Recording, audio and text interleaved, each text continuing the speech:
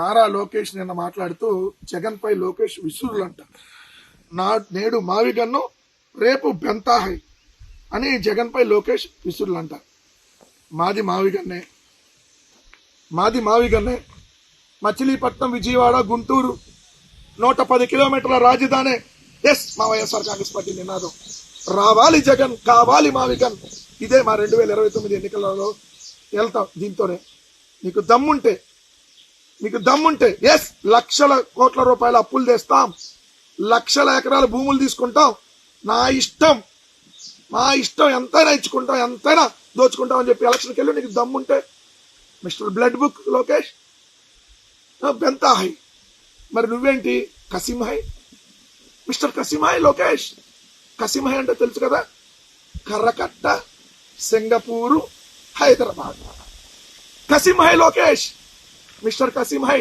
మా నినాదం మావిగన్నే. సో నువ్వు చెప్పి దానికి సమాధానం ఏంటో? శాతగాని దద్దమ్మవు నువ్వు.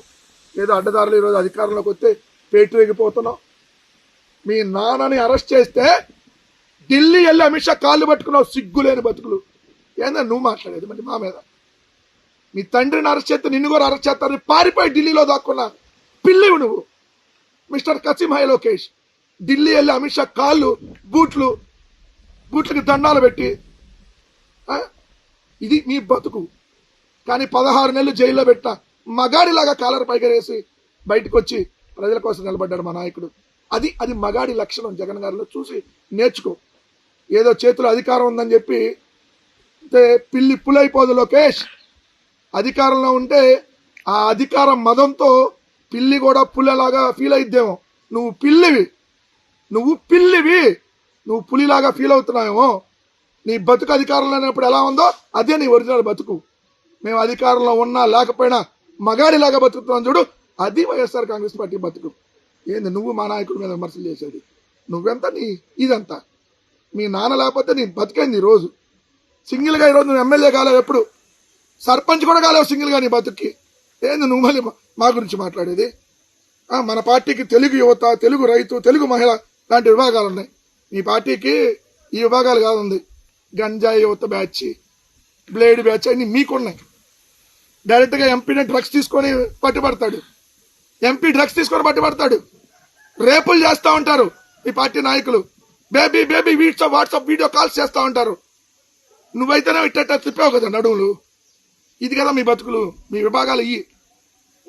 మళ్ళీ గొడ్డల పార్టీ వస్తే మా పరిస్థితి ఏంటని పారిశ్రామికవేత్తలు భయపడుతున్నారంట.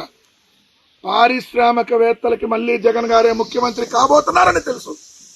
ఈ రాష్ట్రానికి భవిష్యత్తు జగన్ గారనే తెలుసు.